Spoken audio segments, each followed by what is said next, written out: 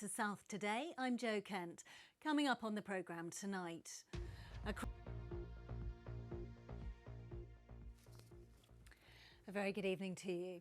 A BBC investigation has found a significant number of children in care are being housed in illegal homes across Sussex and Surrey because of a shortage of foster carers. Over the past year, 49 children were put in housing not approved by Ofsted. Councils say they used the accommodation as a last resort.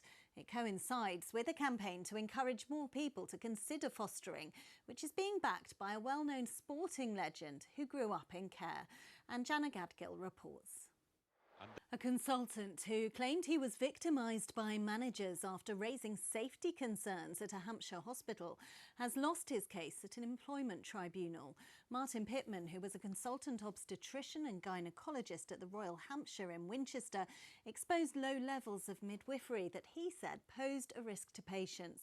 He said he suffered as a result of his whistleblowing. He was dismissed from his job in March.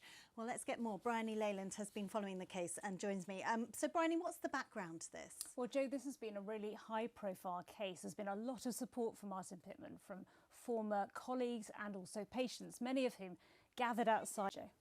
Bryony, thank you very much. A coroner has said she'll look at the way an Ofsted inspection was carried out at a Berkshire school whose head teacher took her own life. Ruth Perry's family has blamed Ofsted's critical report of Caversham Primary for her death. It's led many teachers to call for reform of inspections. Well, Jo Campbell was at a hearing today where the coroner outlined what she'll examine in an inquest next month. So what did you hear today, Jo? Well, Berkshire's senior coroner Heidi Connor has... Yes, Lewis will be here with that and the rest of the day's sport in a few moments. But first, almost half of the UK's public charging points for electric vehicles are in London and the South East. That's a reflection of ownership because there are more here. The government was committed to banning the sale of new petrol and diesel cars by 2030, but it's recently put that back so they can now continue to be made until 2035. So what impact will that have on the growth of electric vehicles? Well, our transport correspondent, what I want to know is who on earth knew that badgers were partial to a peanut butter sandwich? I certainly didn't. Yeah, exactly. Things you learn, eh? As you can see, Lewis is here with me for sport. We were talking about Graham Souness there. I remember when he first did this fundraising, that Channel Swim. So emotional about this cause, isn't he? Yeah, and he's certainly given his time and his dedication and his profile to this cause, and it's really helping.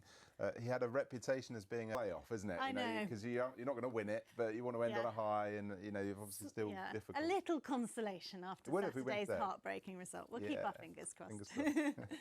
Now, air pollution is a problem in many cities here, but it's of course far worse in some other parts of the world where it can have a huge impact on people's health.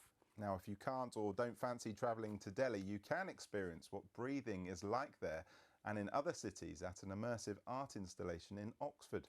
Our reporter Bethan Nimmo has been along.